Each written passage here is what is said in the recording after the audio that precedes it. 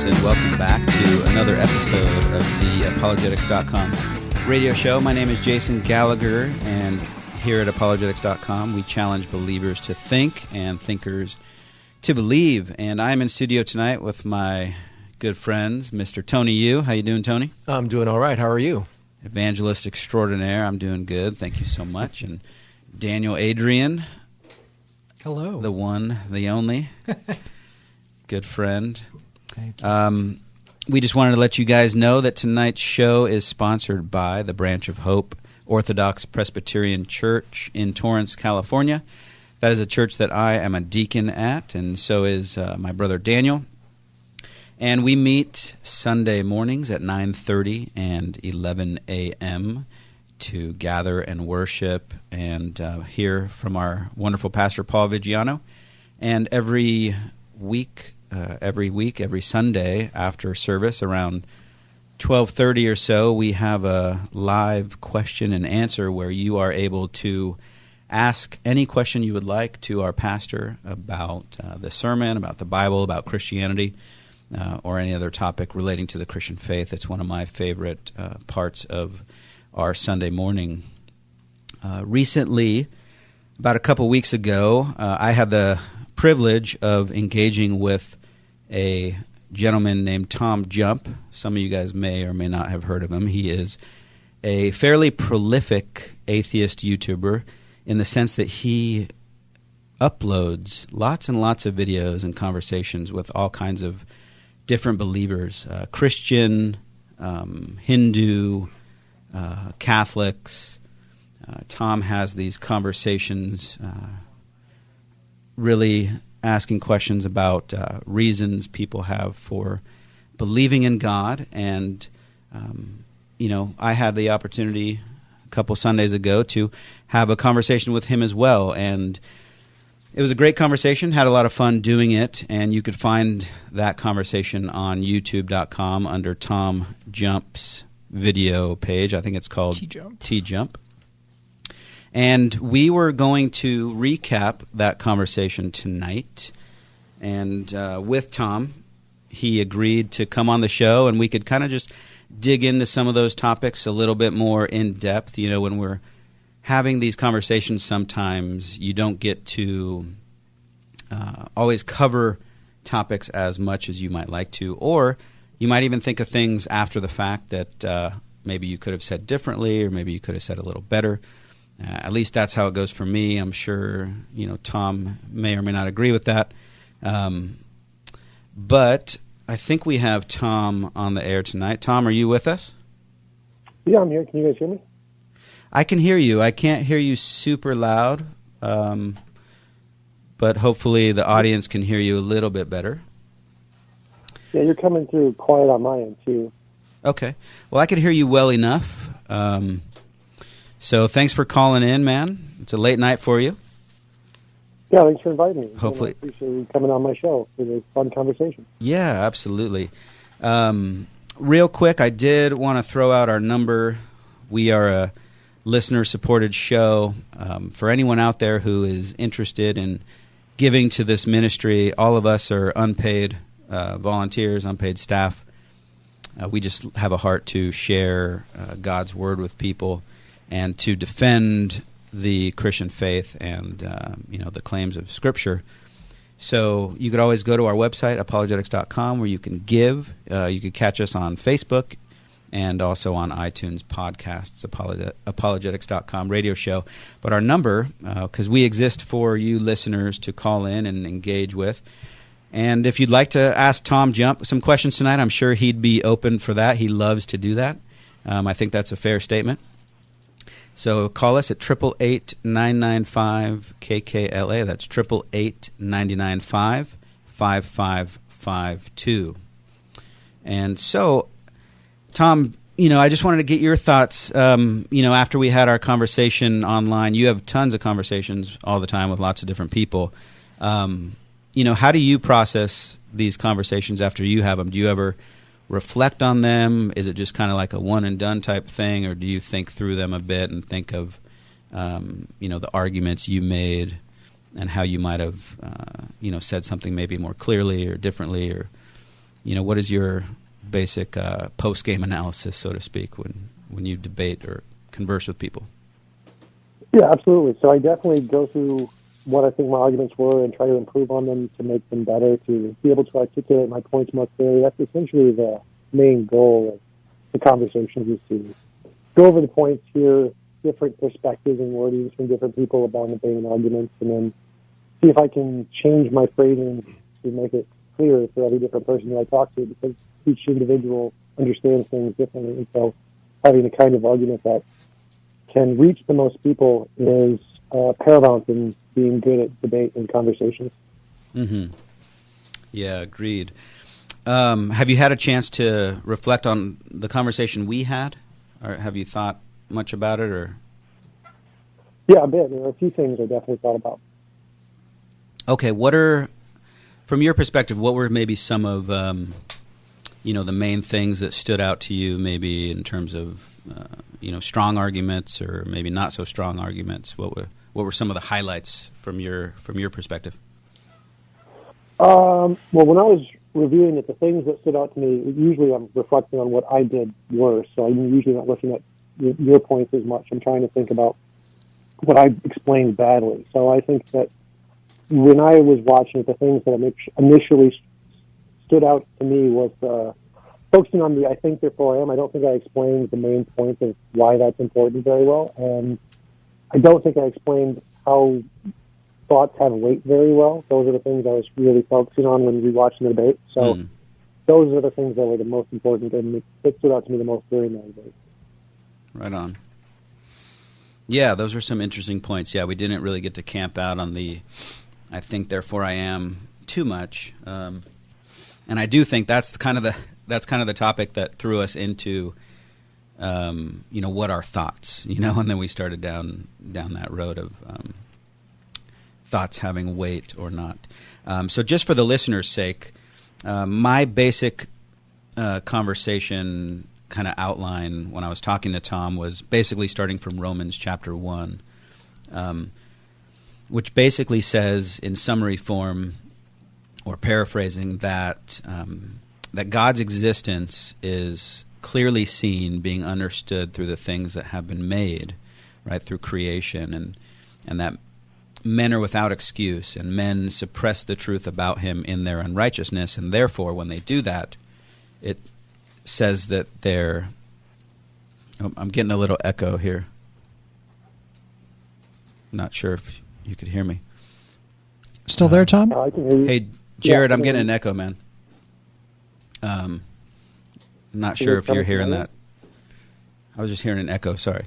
So my basic premise was that when people reject God, the Bible says that their thinking becomes futile, right? And so my first point was that God's existence is self-evident, and after that, when people reject God or suppress the truth about him, what is clearly seen, that in their thinking they become unable to really make coherent sense of reality or existence. Some of the fundamental questions, such as, what exists, or how did things come into existence, or how did life begin, or how should we live, how should we treat each other, ethics, morality, meaning, purpose, and where are we going when we die? Those sort of fundamental questions don't seem to have coherent answers when you start from a perspective that doesn't include God. And then Tom and I kind of went down some design conversations. We talked about, designs and, this idea of these caves and these cave structures. And then we talked about laws and the laws that govern these sort of things in reality. But Tom, let's go to a couple of your points first, and then maybe we could circle back to some of those other points. You mentioned, I think, therefore I am. And I think that came into our conversation when we were talking about knowledge. And I think, one question was, how much knowledge do we have? And you mentioned that you have maybe, a fraction, 0.0001% maybe of all available knowledge. And my kind of line of reasoning was, well, if you have that small amount of knowledge, how can you be certain about something? Could it be possible that something that you discover down the road could contradict something that you believe to be true today. And I think your answer was, there are certain things that you cannot be in error about or incorrect about, and one of them was your own existence. So I think that's where that came in. So you want to elaborate on that a little bit? Yeah, this is one of the points that I don't think I explained as well as I should have. The point of this is that the best grounds of knowledge is, I think, therefore I am. This grounds of knowledge, as compared to starting with the position that God exists, is a significantly better grounds of knowledge because it can't be wrong. Whereas I see the belief in a God as being clearly possible to be wrong. Like you could be deluded by an evil demon or just misunderstand the beliefs you have or whatever. And so your belief that there is a God could be wrong, whereas the belief that I exist can't be wrong. There's no way that a demon could make my belief I exist incorrect. Because if I believe I exist, I must exist to hold the belief in the first place. So that is, as the starting point, that is from my perspective, the best starting point for knowledge. And then we can build off of that and get less certain knowledge after that. But there is no greater starting point. There's no more reliable starting point than that. And then everything built off of that, from my worldview, would have a better foundation than your worldview, from my perspective. I think it would be more likely to be correct. All of the facts I know about reality would be more likely to be correct because it's grounded in a much more solid ground of knowledge. Okay. So do you believe a Christian could also have that same, they could say that they believe that same statement as you, I think, therefore I am. Do you think? I imagine most people would. Okay.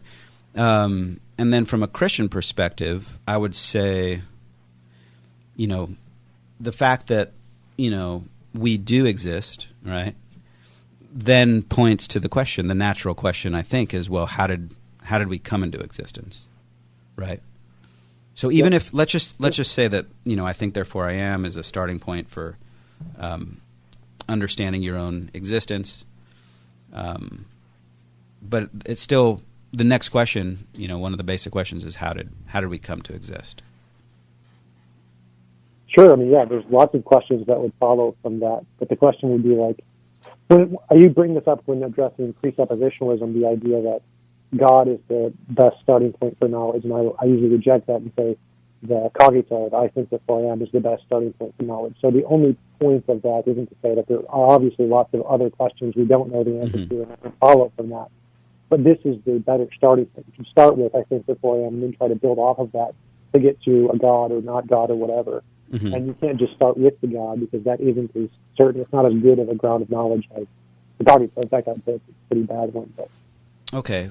I would just say, how does I think therefore I am help you answer questions, like basic questions, such as how did we come into existence? Because, using God's revelation, you could answer that question pretty easily.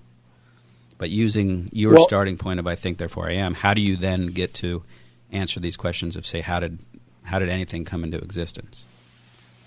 Right. So I think therefore I am is just a way to acknowledge that you have some existence in reality, and then you have to show from that there's some difference between your imagination and your experience. So if I imagine a unicorn, I don't see a unicorn in front of me. There's some difference between these two things. You have to get some methodology that can tell us the difference between the imaginary ones and the real ones. And once we have that methodology, we can use that to apply to any idea, like how did the universe come into existence, or any hypothesis or theory, and say, is this one of the real ones or one of the imaginary ones? And so from starting with the I think therefore I am, and then from that building a methodology to differentiate the imaginary and the real, and then you can use that methodology to test any different theory about how the universe is created or anything. And so that's how we go from I think therefore I am to science to the universe was created in the Big Bang, probably by some physics that we just don't know about. Okay. So I think therefore I am gets you to science and gets you like induction and all those things? Because I feel like you're kind of you kind of start there and then you just go to these other things that not necessarily, I don't think you have shown that there's a basis for that. Well, you start with I think therefore I am, and then you go to there's some difference between my imagination and my experience. And there's this long process of different methods that we've tested to see what can tell us about the reality independent of our imagination and what can filter out the imaginary things. And many of those are predictions, falsifiability, novel inferences about the future. There's all these different things that have been added into the scientific method over the years to refine it because it has been shown to be a useful method to differentiate imagination from reality. So I think the 4am as a starting point is the first step, and the second step is how do you differentiate imagination from experience? And there's a whole history of hundreds of years of scientific progress that have been gone into figuring out what does count as a way to differentiate imagination from reality. And that's where you get the justifications for induction, logic, math, all the different falsifiability, predictability, all the different features of science, simplicity. Okay, so on the question of how did we come to exist? How did anything come to exist? How does science answer that question? How does, this idea of observation, experimentation, observation, hypothesis, testing, how does that empirical observational process come to get us knowledge about, the beginning of the universe or, how things came into existence? Well, those are two different questions. The beginning of the universe is purely all empirical science. We just look at the CMB, cosmic microwave background radiation, and infer from that it had a beginning at 13.8 billion years ago. All of the evidence of the beginning of the universe is entirely empirical. But again, our universe, it's the beginning to our universe, not all natural stuff. That's usually a conflation that happens between physics and theological conversations. The beginning of our universe is purely just our little space-time bubble in the larger scheme of things. The beginning of everything is, we enter it in essentially the same way philosophers and theists do, which is there's always been something that's existed. Like, I don't know of anyone who thinks there was a literal nothing and then something came into existence. There's must have always been something that existed. And so there's never really a beginning to everything, just a beginning to certain things, contingent things. So there must have always been this necessary thing there to ground the existence of everything. Okay. I do want to introduce you to my friends here in studio because I think they might have a couple things to chime in. But Tony, you, Daniel, Adrian, meet TJump. Hi, Tom. Hello, Tom. Hey, guys. How's it going? I think Tony had something to add to what you were just commenting about nothing and everything. So it sounds like you're trying to bring in the idea of the multiverse. You're arguing that our universe isn't all there is. Is that right? Sort of. I wouldn't say the multiverse. That's just one of the hypotheses. But every single model in physics says there's always more than just our universe. None of the models conclude that our universe is all there is. I believe there is no evidence of that claim. In fact, all science says our universe is all there is. So I'm going to default to Stephen Hawking, who said nothing was around before the Big Bang. He also said the universe has not existed forever, but it had a beginning. So this leads Hawking to make further arguments, and he leads himself down a rabbit hole because he tries to argue against the existence of God. He said, because there is a law such as gravity, the universe can and will create itself from nothing. Now, I admire his honesty in saying that there was nothing, absolutely nothing before the Big Bang. But he's trying to get around the existence of God by saying that the law of gravity will somehow create the universe, which is absurd. So I was wondering whether you can comment on that. If you come back. I think we might have lost him for a minute there. I think the call got disconnected. So you might have to recap that for him. Sure, when he comes back. But, okay, cool. Sorry about that, Tom. I don't know what happened there, but... Yeah, no problem. I heard a dial tone. I was like, oh, you got cut off. Yeah. Tony was quoting some things from Stephen Hawking. So, Tony, do you want to recap those real quick? Sure. As far as whether there's other universes out there, I believe that's really purely in the realm of science fiction. Even Stephen Hawking, the most celebrated physicist in our time, says nothing was around before the Big Bang. He also said the universe has not existed forever, but that it had a beginning. And all of this led him to make this statement, which we can see is clearly absurd. Because there is a law such as gravity, the universe can and will create itself from nothing. Nothing can't do anything. But he understands that there was absolutely nothing before the Big Bang. But he's trying to smuggle in this idea that the law of gravity can somehow create everything from nothing. But as far as he understands it, all matter, energy, space, and time were created in the Big Bang. So whatever caused the universe to come into existence cannot be made out of matter and energy or exist in space and time, which leads us to an entirely different realm of reality outside of the purview of science. Can you comment on that? Yeah, so that's kind of a complete misrepresentation of Hawking. So if you actually look at Hawking's models of the Big Bang, he has a very specific kind of singularity time model, or several models actually, because he's changed it over the years. They all entail something before the Big Bang. It's just what you mean by before changes because time specifically only refers to a specific equation represented in general and special relativity. Anything beyond that equation isn't time, it's something else. And so in physics, we have this new thing called emergent space-time, which is the amplitude-hadron in a few models. So space-time is an energy and matter, are all things represented in general and special relativity. And these equations, these models show that there are things that can exist outside without any of those in the equation, which means there's stuff there that isn't any of those things, but it's other natural stuff. So there's this conflation when you're using the physics terminology and trying to impose it on our philosophical usages of those terms. Like time, in physics, time is one kind of a thing. Space-time is one thing. They're the same thing. They are a physical object that can be bent and moved and shift, and it isn't universal. So the fact that there's no time in one thing doesn't mean nothing can happen.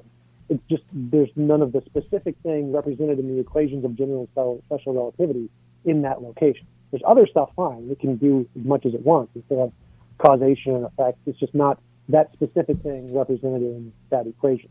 So in physics, all of those terms you use mean a very specific thing related to the equation. They don't mean the global kind of all space and all time. It's just our space and our time as represented in the equation. So no one in physics thinks there is an absolute nothing. And when people say that there was no before the Big Bang, they're referring to the time, the before, in that colloquial, in that physics sense of there's this very specific thing that means in relation to the equation. That equation, time represented in that equation, was a zero. And it's always going to be a zero because whatever happened before the Big Bang was made up of something else. So when Hawking says there is no space, time, matter, and energy, he means our space, our time, our matter, our energy. He doesn't have anything to say about other kinds that may exist out there. It's only in reference to the equations in general and special relativity. And that is the consensus in physics. And this isn't about the multiverse specifically. There's dozens of different models of what came before the Big Bang. The multiverse is only one of the different theories. So, and I don't subscribe to the multiverse interpretation. It's not my preferred one anyway. I'm not sure I agree with your interpretation of Hawking because he made the statement that because there is a law such as gravity, the universe can and will create itself from nothing. He's not saying that there is some other kind of a thing that existed before the Big Bang. Well, that's exactly what he's saying. So when he says because there's a law such as gravity, gravity exists. He's saying gravity exists. Therefore, the universe created itself from nothing, which means that there has to be something there, which is gravity, first, and then the universe came from that. So you don't have to take my word for this. You can literally just go to Sean Carroll's seminars and where he literally explains this. Actual physicists have said this word for word. I'm just quoting them. Nobody in physics thinks there is an absolute philosophical nothing. It's just not a thing. Right. From gravity only? Or anything in addition to that? In his theory. That's only his theory. Gravity is a law. It doesn't create anything. It defines how something operates. Yeah. So again, the word gravity is the thing we made up to describe a feature of nature. When he says gravity, he means this feature of nature that exists. If this feature of nature exists, from it, everything else will be produced. That's like saying the laws of mathematics will increase. It's describing something that exists. That's like saying the laws of mathematics will give me $1 million in my bank just because gravity has no ability to create anything. It's a law of attraction between mass. So in in physics, there is no such thing as an abstract law. Everything in physics, every law refers to a concrete thing that exists in the world. So gravity is a concrete thing. Like space and time is a concrete thing. Which is why that exist. Hawking's statement is absurd. Because there's no matter, energy, space, or time for gravity to exist in. How could there even be a law to govern such a thing when it hasn't existed yet? Again, because those don't refer to all things. It's just our time, our space, our matter. Which you're appealing to things that there is no evidence of, other universes. And other energies. I'm not appealing to anything. It's just physics, when they use those words, space and time is one thing. It refers to one specific thing, which is what is represented, the lambda in the equations for general and special relativity. There is no evidence for the things that you're claiming. This is not science. It's science fiction. I'm not claiming anything. All I'm claiming is that when physicists use the word space-time, they're referring to one thing, which is the lambda in general and special relativity. So that doesn't mean everything. It does not apply to everything. It just applies to the equation, that one equation. So we got about other kinds of space-time. We're coming up on a break. Those could still exist without a beginning. Hey, Tom, we're coming up on a break, so we're going to have to pause for a couple minutes if you could hang on the line. But it sounds to me like, matter, energy, space, and time in our universe, you're saying that the scientific, community is saying that there was the nothing that created something was actually not nothing. It was actually a different form of energy or matter or space or time. So we'll have to dig into that a little bit more on the other side of this break. Thanks for tuning in. You are listening to the Apologetics.com radio show, and we'll be right back.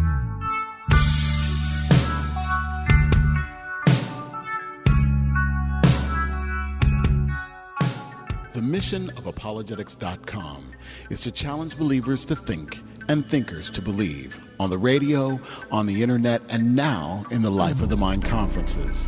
If you believe in the work that Apologetics.com is doing, we encourage you to support us with your prayers and also with your tax-deductible gift so that this ministry will continue on the air, on the web, and in events near you. Gifts of any amount are appreciated, and it's very simple to participate. Just go to apologetics.com and click Donate. It's safe and secure. Or you can send your check or money order to apologetics.com, 1900 Southwestern Avenue, San Pedro, California, 90732. Thank you for supporting apologetics.com. Hi, ladies. Welcome to Open My Eyes. I'm Lori Wilburn. Have you ever asked yourself, what does the world see in me? In 1 Peter 2:9, we read, "But you are a chosen race, a royal priesthood, a holy nation, a people for God's own possession, so that you may proclaim the excellencies of Him who has called you out of darkness into His marvelous light." It seems to me that the church today is living in FOMO, fear of missing out. We have embraced all the trappings of this momentary life, seeking to fit in rather than being set apart. We have forfeited our holy identities as God's people. Woman of God, let's not forget we have been chosen by God and for God. Let's live in such a way to bring Him glory, who has called us out of darkness into His marvelous light. To learn more, visit my blog at corechurchla.org. When a fine musician gives a masterful performance, some credit goes to the musician, but don't forget the composer. Hi, I'm Chuck Swindoll. Remember, the music is the composer's gift to the musician. Then the musician applies his or her skill to the composition to draw the best from it, to thrill the hearts of the listeners. Now, what does that mean to us spiritually? God has created us. He's given us spiritual gifts, and now our goal should be His good pleasure in the exercising of those gifts. With God at work in us, we are to live to glorify Him. And that's music to His ears.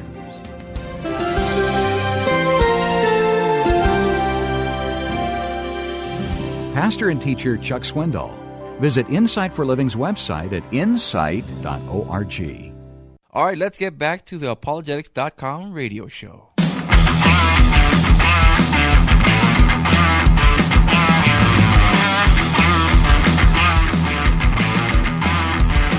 Hey, everybody. Welcome back to the Apologetics.com radio show. Thanks for hanging with us for the second half hour of our show. We have our friend, atheist TJump, on the line. We've been discussing a recent conversation we had on YouTube, which you could check out on his YouTube channel, TJump, and a conversation that I had with him, Jason Gallagher, a couple weeks ago about reasons to believe in God. And we are just kind of having a post-mortem, kind of a recap of that conversation and digging into some of what we covered a little bit more thoroughly. And so right before break, we were talking a little bit about the beginning of the universe and what created the universe. So, Tom, thanks for hanging with us, man. Just wanted, Thank you for having me. Yeah. So I want to try and one of the things is I want to make sure I'm understanding what you're saying, and then continue our conversation. So do you believe that the universe had a beginning? Yes. A point at which, okay. So do you believe there is something that is responsible for creating the universe? Yes. Okay.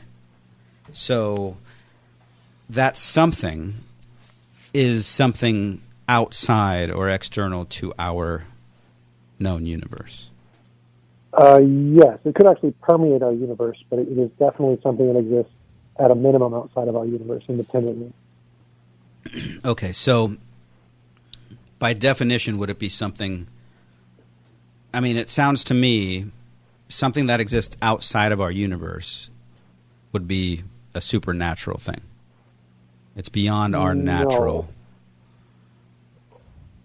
So supernatural and natural don't really have strict definitions in philosophy. There's no such thing really. It's kind of just a colloquial term.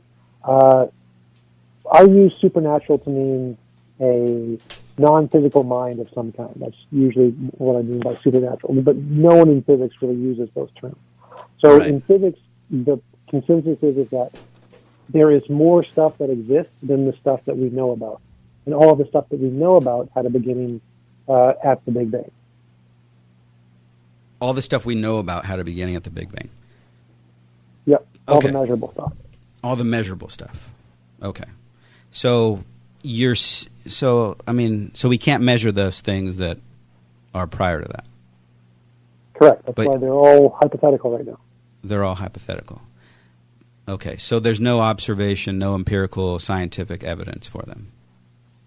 Nope, they're all different hypotheses about what it is, but the one difference Okay. I did want to clarify is that all the different models in physics are combinations of things that have been verified. So the multiverse is a combination of virtual particles and empty energy space. Both of those things have been confirmed to exist with empirical evidence. It's just the combination itself hasn't been. So that's the difference between physics and philosophy and theology, is that the solutions that are presented for what came before the Big Bang are only allowed to be combinations of things that we know, that we have verified exist independent of our imagination. You're not allowed to add anything that is like completely just, we have no basis for in reality. So that's the difference between physics answers and theological, philosophical ones. Okay. So it sounds like you're saying that they're made up of things that we can't observe. That means they would be existing in our universe, as opposed to what you said earlier, which is that they're things that are beyond our universe that we can't observe. Well, no, remember I said it could permeate our universe. So there could be stuff that's in our universe. So then it's in our That universe. also exists outside of our universe in a different form. Sounds like you're saying it's omnipresent. That's one of the possibilities. Sounds like God. No, I don't think that would work for a number of reasons. But Omnipresence it is could one of be the properties of energy like a God. field. There could be, well, I don't know, depends on what your definition of God is, but it'd be like a field, like an energy field. That would be the omnipresent thing, but it's the foundation of everything. Yeah. Would you say whatever created the universe is pretty powerful? Sure. Maybe even approaching all-powerful? I don't know what that means. So all-powerful isn't really meaningful term. Okay. Powerful enough to create our universe in an instant. So something powerful and something omnipresent. That's two of the omnis right there. So you're starting to... Yeah, the one that most people reject is the consciousness thing. Like, there's no reason to believe there's a consciousness that is non-physical anywhere. Especially the consciousness of morality. I don't know what that means. Like, most philosophers are moral realists, so they believe in objective morality, even though they're mostly atheists, so we have morality just fine. Which is the most absurd thing you can say. I can quote... that sounds like your presupposition there. Like, you could look at the Phil Survey's paper, which is the poll of philosophers, and you can just Google or Control-F search moral realism, and the majority are moral realists. Like, I don't know why that. It's just a fact. Okay. So that was helpful. I appreciate the clarification. But it sounds like to me what you're getting at is something outside of our universe that is beginning to take on the properties of something omnipresent, extremely powerful, which is, similar to the attributes of the God that created the universe. Well, just to clarify, so the all-powerful one, super powerful, absolutely. Whatever created the universe has to be powerful enough to create the universe, for sure. The omnipresent one is possible, but not necessary. So that one, it's one of the possibilities in any of the models.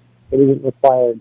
So it's not the case. But so you're again, 2/3 of the way to becoming a theist. Model of the universe from before God. So everyone whoever tried to explain the origin of the universe had those two things. So it's not really special for a God hypothesis. I think Daniel wants to chime in. Hello, Tom. Say hello. So, hi, Daniel. Hi. So, if we can go back really quickly to I think, therefore I am, are you taking that as axiomatic? What do you mean by axiomatic? Is that your starting point from which you won't argue it? You're just starting from that. Essentially, you're asserting that you think, therefore you are. Well, I'm observing it, so I have an experience of thinking, and so I observe, I think. So based on your epistemology, how could you prove, we'll give the host this privilege, that you're not actually an illusion inside of the host's mind? You mean, how would I prove to you that I exist? Well, I can't prove to you that I exist, but that's not part of the epistemology. Like, that's the starting point is just that any individual person who does experience can know that they exist as a starting point of knowledge. So whether or not someone else can know it is not a part of the epistemology. That's irrelevant to the starting point. Well, epistemology is about knowledge. It's about how any knower knows. So that's just incorrect. I'd have to correct you there. And then what I would want to know as well is, epistemology. I don't understand what you're saying there. So epistemology is the study of knowledge. Yeah. And so as any individual, I can gain knowledge that I exist. If no one else in the world exists, that's still true. So whether or not you can know it is irrelevant to my knowledge. Yeah. Yes. That's what we're getting to with this point is how. So what it sounds like is the way that you jailbreak yourself out of the cogito prison is by essentially reduces to pragmatism, right? So you look at a bunch of stuff and it seems to work, and so you adopt that which works best, right? No. Again, this is the entire philosophy of science over hundreds of years, that we adopt that which can tell us something about reality before we can know it. Well, because, for example, you talked about differentiating between, that which is real and that which is an illusion, right? Yeah. So how do you know you're not schizophrenic and you're hallucinating? Induction. Like, schizophrenia is a very specific brain function that we can measure with neurology and tests. So we can diagnose people with schizophrenia? Yes. So how do you know that you don't have that diagnosis currently? Because I've been to the doctor and they didn't diagnose me. Okay. So how do you get to, again, from the certainty of your own mind, how do you get to trusting the testimony of other minds? How does your epistemology account for the doctor telling you that you're well? Because, of course, you could have a delusion of him telling you that you're well as well. Sure, so anything's possible. Like, you don't need absolute certainty for knowledge. So I think that's what your question is. But you're saying epistemologically the foundation is certain, and I'm saying, so how do you move? What is your move from that which is certain to the less certain, and how do you account for it? Because so what we do is we say what we do is we say that when I'm trying to differentiate imagination from reality, there's certain things I can notice. Like I can notice that what I imagine about the world doesn't represent the world. So if I imagine there is a gold brick in my pocket, there isn't a gold brick in my pocket. Or if I imagine that if I roll a dice, it'll land 20, it doesn't land 20. So my imagination does not correspond to reality. But if I can come up with some kind of a model that can predict the future before I know it really accurately, so if I predict this roll will be a 6, this roll will be a 7, this roll will be an 8, etc., and it does it very, very well, then that gives me good reason to believe that model more corresponds to reality than my pure imagination. If my pure imagination can't do that, this model can do that, so this model is more likely to correspond to reality, and so we have good reasons to believe that model is true.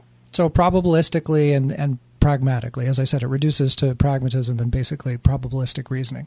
So when we go from I think, therefore I am, how do you know that you are, that Tom is, in reality on your worldview? I exist. So everything that exists is in reality. So I can't exist and not be in reality. Okay, so just you would argue that that's by definition. That would be what you're saying. I guess if you want to put it that way, but I don't know.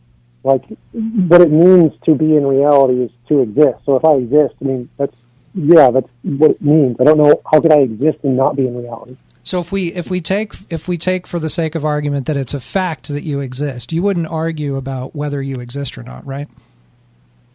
I don't know what that means. So you wouldn't accept an argument about your existence because you take as fact that you are existing. Or for example, you wouldn't. No idea what that means. So, like, I'm happy. Like, if you want to present arguments that I don't exist, I'm happy to analyze them.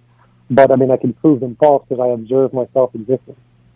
Okay, so what you've literally done is you've replaced yourself with God. So God is actually more real than anything else. He's the source of reality. There would be no reality. Nothing would begin to exist without his creative act. So you've literally just put yourself in the position of God in the argument. So you're doing... Yeah, I have no idea what you're even saying that, because I didn't replace anything. I didn't do any logical work. I'm just observing my own existence. So I didn't... Yes, but that presupposes that you can observe, that you have a mind that can observe. And it also presupposes that your faculties work sufficiently that you can observe that you exist. Do you see no, it doesn't presuppose either of those things. So I can presuppose that my faculties don't work, and it's still the case that I can't believe I exist and be wrong. Or I can presuppose that, I forget what the other thing you said was, that I'm observing. Like, I could presuppose I'm not observing, but if I believe I exist, I still can't be wrong about that. So I have no presuppositions in this position, so it's just an observation that I exist. And so it's logically impossible for me to believe I exist and be wrong. So there's no presuppositions there. It's just I experience existing. Have you ever heard about the patient who thought he was dead? Do you know this one? I've heard of a few people like that, yes. Yeah, okay. So the patient goes to the doctor. He says, "Doctor, I'm dead." And the doctor goes through long chains of reasoning about why he's not dead. Stop me if you've heard this one. And so finally the doctor says, "Well, let's go with this." So the doctor says to him, dead people can't bleed, correct?" And the guy says, "Yeah." So the doctor pricks him and he bleeds. And the patient says, "I guess dead people can bleed." Dead people can actually bleed, but that's not the point. So my point isn't that, so I could falsely believe I don't exist, but my claim here is that I cannot falsely believe I do exist. So if I have the belief I exist, there's no way I could be wrong about that. So it's just the positive. But you're the one who said that there's some form of observation, like you're observing yourself existing, right? So how does your mere existence get you faculties which can observe and a thinking mind that can think about those observations and evaluate them? How does that get in there? Well, that's the second part. That's after you figure out you exist, then you need some way to differentiate imagination from reality. But just sticking to the point here, like, I don't need to know any of that to know I exist. I can know I exist prior, and you need to know you exist prior to any of those questions about why you exist. Yes, and what we know even more certainly than that is that not only do we know God exists, but that you know God exists. But you'll say, no, that's not the case. So, but see, right? That's pretty obviously not the case. Like we could shock you with an electrode in the brain and make you stop or start believing that. But I'll sign up for that. So you I'll sign up for that. I'll sign up for that. Especially if I'm compensated, I'll sign up for that. Yeah, put me in that clinical trial. No, I mean, again, I don't. We can't smuggle in even more assumptions. What the point I'm trying to get to is, I have no idea what you're saying. There's no meaningful distinction in terms of, from your point of view, as I understand it, between me saying, okay, my starting point is a self-existent God, and you saying, I somehow know, seemingly without explanation, that I exist, and therefore I am. Now, if you're saying this is the form of an argument, I think from listening to you on your YouTube channel, you would understand that the I term is both in the premise and the conclusion, which doesn't work. It's the same I. I think, therefore I am. So I hope you don't take this as an argument. It's a bare assertion. Right, it's not. So the argument there, if you go to the Stanford Encyclopedia of Philosophy on Descartes' epistemology, you can literally find the quotes of the philosophers saying this, that it's not inferential, which means you don't get the knowledge of the existence from the syllogism. You're not like looking at the syllogism like, oh, it's valid, oh, it's sound, therefore I have knowledge. Like, no, you already have the knowledge just by your experience, and you're just using the argument as a description. So it's like saying, this guy is blue. So you would describe it as a priori, yes? You would accept that your knowledge of yourself is a priori? Not necessarily, no. Like a priori, as in known just by thinking about it, yes, if that's what you mean, like analytic. Well, it's prior to any reasoning process, right? A priori is reasoning. So rationality is itself a priori. I don't know what you mean by that. So you don't get the knowledge from the argument. You're not looking at the argument and then get knowledge from the argument. You get knowledge from the direct experience of like seeing that you exist, feeling whatever, thinking anything. Well, it's from the general to the particular, right? So you're taking for granted that you exist. What I'm trying to get at with the a priori thing is, if you don't like that term, we can use, I don't know, categorical knowledge, if you're familiar with that. Yeah, sure. There's a couple of different ways we can get at the same thing. But what I'm saying is the fundamental here is that's not the God hypothesis. That's the God fact. That's the God certainty. What starts... I have no idea what you're saying. So there is a difference between those two. Mine is that it is impossible for me to be wrong if I believe I exist. After Tom's point here, I'm going to jump over to a caller. Oh, okay, cool. But it is easily possible to be wrong in a God exists, just like it's possible to be wrong in the spaghetti monster exists or that a leprechaun exists. Oh, equivocation. God is like nothing else. God is like no other being, no other person. God is not like you. That's the mistake you're making. So, the mistake you're making is you're making yourself, you're using yourself equivocally to God. Now, you are a person, and your personality source is actually from the Triune Lord. But I believe we have a caller if you can hang on.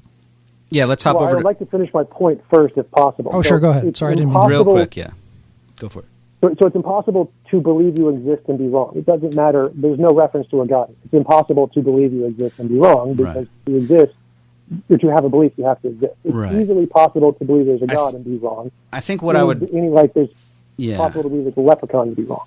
I think, but Tom, I think the reason. The reason we can know that we exist is because God has created us in that manner, right? I know you could deny Him with your words and thoughts, but it doesn't denying God never gets rid of the fact that we still exist in His world, and He has created us in His image, and so we will always carry these things with us. Like, yes, we can know that we have self-existence because we live in God's world, and just denying the fact that God exists and then saying, well, we could still do this and I could deny God exists, doesn't mean that we've proven that, God is unnecessary in order for us to know we exist. But I did want to hop over to Gretchen. Gretchen, thanks for calling in. You're on the air with Apologetics.com. How are you? I think I understand something that might help, because Tom understands that he exists because he sees himself, and God has a quality that He hides Himself. No man has seen God at any time. If he could see God, possibly he would understand the problem that he can't answer your question because so far he hasn't seen him. However, we see him in Jesus who walked the earth. And then the disciples asked Jesus about God, and then he said, if you've seen me, you've seen the Father. Maybe that will help. I understand, I think, why it's hard for an atheist to say he believes in God, but you understand what I'm trying to point out? Yeah, for sure. I do, Gretchen. I appreciate that. I hope it helps Tom. Yeah. I'm praying for you. Thanks. Pray for us, too. Thanks, Gretchen. Yeah. You're welcome. Appreciate the comment. God bless. God bless. All right. Appreciate that call. Uh-oh. Did we lose Tom? Oh, no. Did I do that or what? Oh, man. Hopefully he'll call back. Well, I'm hoping that Tom will be given the eyes Tom. of faith. Yes, and we're sorry about that. And I think just to kind of conclude that little piece, what I was trying to point to is the idea of you can start with your own self-existence, which is absurd because you had parents, and you're starting at, when I mean a priori, there's no experience of yourself prior to you existing, right? You can't go back and look at experience to see oneself. So that's you can't argue from experience about something you haven't experienced yet. So I'm trying to clarify that piece. Sweet. We got Tom back. Hi, Tom. I think we Sorry, Tom. accidentally dumped you. Sorry. Yeah, I think you hung up on me instead of her, or both. But yeah, we are jamming towards the end of the show here. How much time? We probably got like 8 minutes.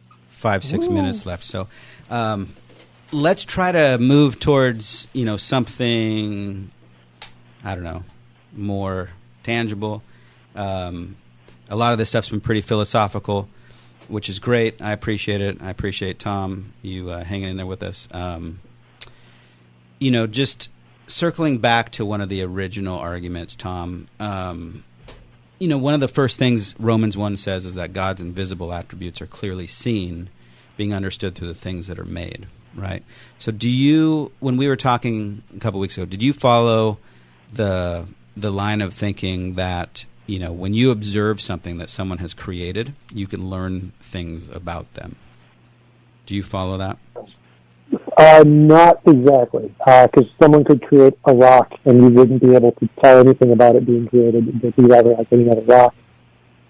Okay, so when you come across an iPhone, let's say, is there anything you can deduce about who created it? Some of the attributes? Sure, absolutely. Okay, so you understand that concept? For sure. If we see something that's designed, we could infer certain things about the designer in most cases. Sure. Right. Okay. So that's kind of the Romans 1 kind of argument. It's saying that by looking at creation, you could see things about God, right? And when we look at creation... So I would ask, how do you differentiate something that's been created versus something that's not been created? Well, everything's been created in creation, right? The sun, the moon, the stars, the rocks, the dirt, the sand, electrons, protons, neutrons, cells, membranes, DNA. Everything in creation has been created, right? Well, I think that's the problem I was trying to illustrate before. If everything's been created, then you can't tell anything about the creator, because the only way to identify something about the creator was like an iPhone, is because you can compare it to something like a rock and say, well, this has some functionality to it the rock doesn't have, therefore we can infer that such and such about the person who created it. All right, so if you don't have a way to differentiate created and not created, then you can't tell anything about the creator. Okay, so let's just look at the universe then as a whole, right? The universe has been created, right? Forget all the details inside of it.